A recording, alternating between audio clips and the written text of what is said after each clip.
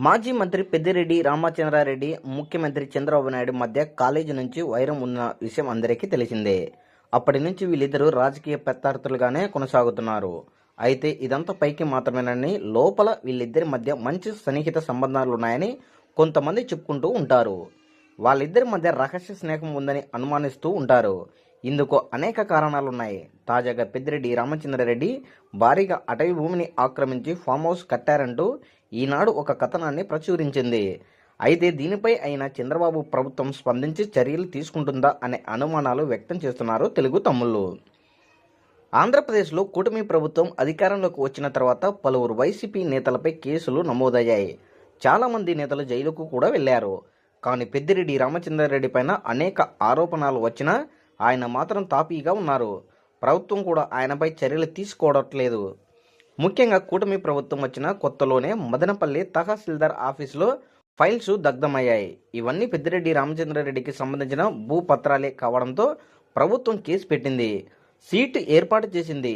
దీనిపై వెనుక పెద్దిరెడ్డి అనుచరులు ఉన్నారని పలువురు నిందితులు చేర్చింది. మొదట్లో హడావిడి చేసింది, కానీ తర్వాత ఈ వ్యవహారం ఏమైందో ఎవరికీ తెలియదు. దాని సంగతి పక్కన పెడితే రాగానిపల్లెలో దాదాపు 900 ఎకరాలను పెద్దిరెడ్డి ఫ్యామిలీ ఆక్రమించిందనే ఆరోపణలు వచ్చాయి. అయినా ప్రభుత్వం దీనిపై కూడా ఇప్పటివరకు ఎలాంటి చర్యలు తీసుకోలేదు. తాజాగా పులిచెర్ల మండలం మంగళపేటలో దాదాపుగా 75 ఎకరాల అటవీ భూమిని పెద్దిరెడ్డి ఆక్రమించి వ్యవసాయం చేస్తున్నారని, అక్కడే ఫామ్ హౌస్ కూడా కట్టుకున్నారని, ప్రభుత్వ నిధులతో రోడ్డు కూడా నిర్మించుకున్నారు. ఆధారాలతో సహా ఈ వ్యవహారాన్ని ఈనాడు బయటపెట్టింది. అయినా ప్రభుత్వం స్పందిస్తుందా లేదా అనేది తెలియట్లేదు. పెద్దిరెడ్డి భూ అక్రమాల వ్యవహారంపై పూర్తి స్థాయి విచారణకు ప్రభుత్వం ఆదేశించినట్లు వార్తలు వస్తున్నాయి. జాయింట్ కమిటీని కూడా ఏర్పాటు చేసినట్లు తెలుస్తుంది. కమిటీ నివేదిక అనంతరం చర్యలు తీసుకుంటామని చెప్తోంది. పవన్ కళ్యాణ్ కూడా అటవీ శాఖను విచారణ కోరినట్లు సమాచారం. అయితే ఇలాంటివి గతంలో కూడా చాలాసార్లు జరిగాయి. పలు అంశాలపై పెద్దిరెడ్డిపై ఆరోపణలు వచ్చాయి. కానీ చంద్రబాబు ప్రభుత్వం మాత్రం ఎలాంటి చర్యలు తీసుకోలేదు. దీంతో చంద్రబాబు పెద్దిరెడ్డి మధ్య రహస్య స్నేహం ఉందనే వార్తలకు బలం చేకూరుతుంది.